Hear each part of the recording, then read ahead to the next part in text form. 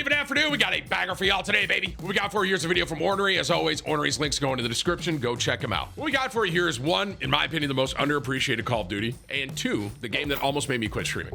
Literally. I hope y'all enjoy this, man. If you do, hit the like, hit the sub. Most importantly, be sure to tell us about it. Love. I'll catch you in the next one.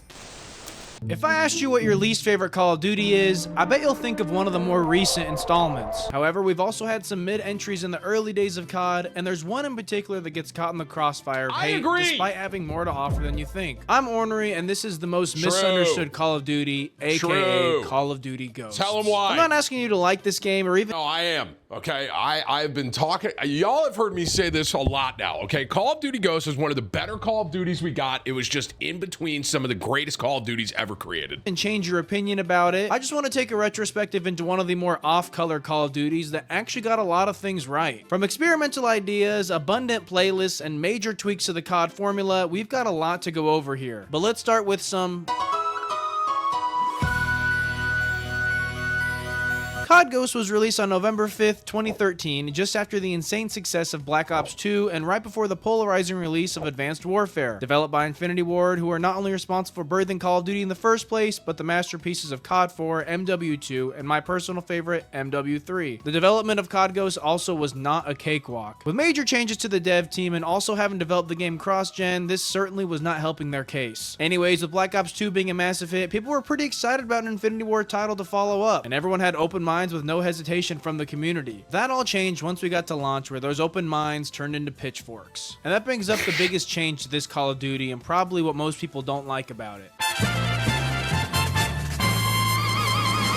I feel like those trumpets were really loud. Every player is here for, so I think it's pretty important that it's good. Well, as far as how Ghost multiplayer goes, it's all over the place, and for the most people, not in a good way. The gunplay is very similar to any other Infinity Ward title, very arcadey and not very realistic, staying true to the classic formula. And although gunplay is pretty important to Call of Duty, the other factor that can dictate a game's success is the movement. I've heard a lot of people complain about Ghost being a very slow game, and I just have to ask, like, where? When I think of slow, I immediately jump to movement, but I guess that's not really what people are talking about. We'll get to that in just one second. But as far as movement goes, this is the very first COD to have a slide in it, which has now become a core mechanic to the modern installments. On top of this is where we also got the leaning mechanic, which really isn't all that game-changing, but worth a mention since one could argue this was where mounting in modern COD could have been born. Anyways, back to the game being slow. I think you can chalk that up to the game's pacing being slow. But what makes COD Ghost a slow-paced game? Well, we can start with the TTK being extremely fast, probably one of the fastest in the entire franchise, which maybe could have been tweaked but never was. However, I just want to say that no matter where you put the TTK at, you are absolutely going to disappoint so many people. Like, you can never get it perfect. There's just no such thing. But since there was a quote-unquote problem with Ghost TTK, Infinity Ward rolled out a mosh pit playlist called Heavy Duty, which increased the base health of all players up to 130 instead of 100. And guess what? Everybody hated it, so nobody played it, and they eventually removed it from the game. So which one is it? Is the TTK too slow or too fast? Welcome to the internet, bro. However, another big pace breaker is the maps. And we can go ahead and get this out of the way. Call of Duty Ghost probably has some of the worst map selection in the entire Call of Duty franchise. I think I may agree COD with that. is typically not very tactical and much more fast-paced with a short amount of time. There was the one map with the train that was decent. Between engagements. That's all I really remember. Maps like Stonehaven for a 6v6 map, that time between engagements is tripled. On top of that, we saw a long-range meta with marksman, sniper, and assault rifles being the main classes that were the best. SMGs were not near as good as they once were in the previous COD, so once again, long range on big maps are certainly not helping increase the pace of the game. Not to say that all the maps are bad. Strike Zone is actually one of my favorites, and there are a few DLC maps that we'll talk about later as well. But overall, the average rating for every map in this game has to be way lower than any other COD. I do want to talk about one last awful thing about Ghost's core gameplay that single-handedly made the game unplayable and that also ruined the pacing a little bit, and that's the dreaded IEDs. For those that don't remember, the IEDs were an equipment that was like a Claymore, Bouncing Betty, IMS, and C4 mixed all into one. It triggered when someone would walk near it, and it was pretty much a guaranteed kill. But the distance to trigger it was genuinely so large and inconsistent that you would often die without even being able to see these things. Not only for them being far away, but because they were also genuinely very difficult to make out. So what? We had a broken equipment at launch. No big deal, right? Well, it wouldn't be a big deal if it didn't take 3 months for them to fix this. And even after fixing this, they were still broken and needed one more round of patches. For a lot of people, this was just another thing keeping them from coming back to the game, and the time it took to fix this, for some people, it was already too late. The damage had already been done. You know what's crazy too? This game, I'll probably talk a little more about this throughout it, but this game almost made me retire, bro. Like literally, this was the game. Because I came off Call of Duty Black Ops 2. at that point, I was probably averaging like, you know, anywhere between 200 to like 500 viewers on a really high day. And I was going to do this big 24-hour stream. I was still working at the time, and I set this whole thing up, and I went live ready to play Call of Duty Ghosts into a 24-hour stream, and I had like 15 viewers compared to like the 250 and 500. So that was a moment, dude, where I was like, dude, maybe this isn't for me. Like, this game was literally almost the end of my stream, which is crazy to think.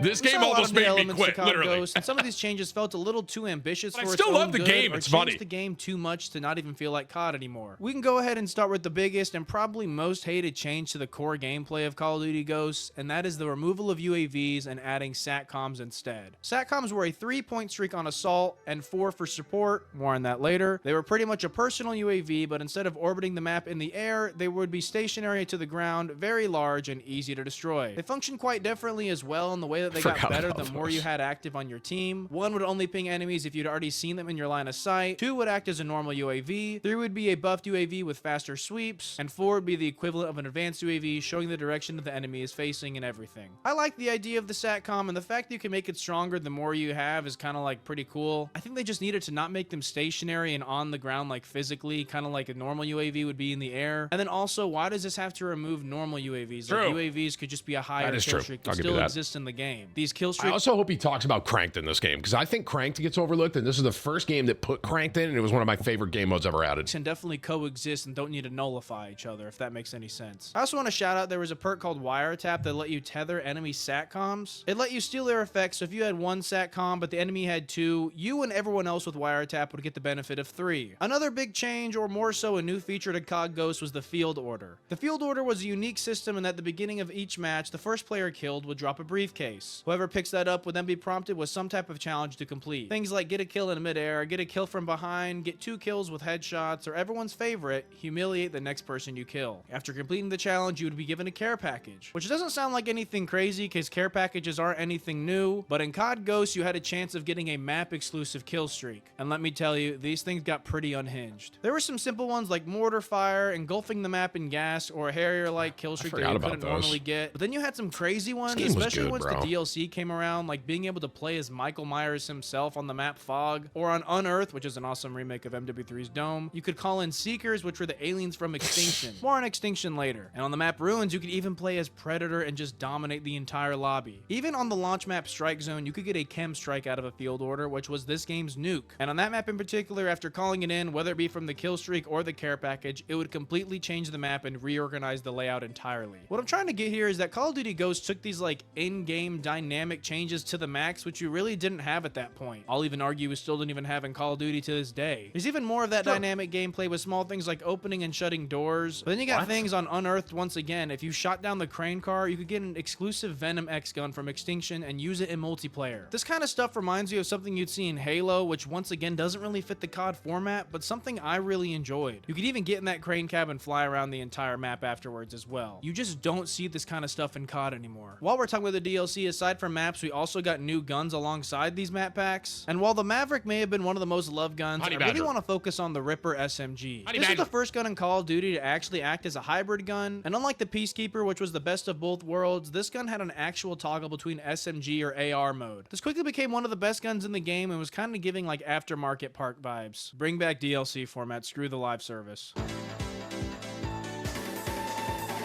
The creative class and customization in COD Ghosts may be one of the best in all of Call of Duty. I know that's a very bold statement, but it did a lot of things right. For starters, we have the Pick 10 system back from Black Ops 2, but now with some refinement, let you choose how you want to build your class with even more precision. We have nearly 40 perks to choose from, and they each have a point value attached to them for the Pick 10. How in-depth that was a perk that increased your damage really the was higher a good Call of Duty, bro. On, but was worth 5 points. Meaning, yes, it was very powerful and arguably broken, but it came with the caveat of taking half of your creative class options away, meaning you'd be lacking somewhere else. Maybe you'd have a primary and no secondary or grenades at all. Regardless, the Pick 10 is hands down the best creative class format we have ever had in Call of Duty, and Ghost somehow improved on Black Ops 2's version of it. Moving into kill streaks, we had some fun ones like the Loki, Guard Dog, and Support Squad Mate, but like I said earlier, this is the only other game besides MW3 that has the Strike Package system. The Strike Package system allowed for 3 different types of kill streak rewards. One being the Assault, which was the traditional kill streaks. Support allowed your kill streaks to carry over after death, but were mostly non-lethal. and then Specialist replaced all your kill streaks with perks until you had every perk in the game with Specialist bonus. This gave the player even more customization to the already near perfect creator class and allowed a lot of different playstyles. COD Ghosts also introduced the Create a Soldier, which sort of replaced Prestige in a way since you had 10 soldiers you could have, and then level each of them up respectively. Basically choosing a base loadout as a head start with certain things already unlocked for you that you could then build off of and progress to maximize that soldier to your respective playstyle. I'm honestly kind of neutral on this change. Like, I don't think it's necessarily bad or good. Doesn't really add or take away from any other feature, but without a doubt certainly beats the Prestige system we have today. Speaking of progression, this game used squad points, which gave you two different avenues for unlocking things. One was your traditional level up, get to X level to unlock X item, and the other was unlocking it early by cashing in some squad points. Squad points were given to you by simply playing the game or by completing specific challenges. Going back to the Create a Soldier, we have one last aspect to it, and that was the player customization. You could change your outfit, your helmet, your gender, your boots, you name it, you had it all here. Before this, we kind of had something similar in Black Ops 1, but not near to this extent, and this would later become the norm in Call of Duty for the future. Some might argue it got out of hand.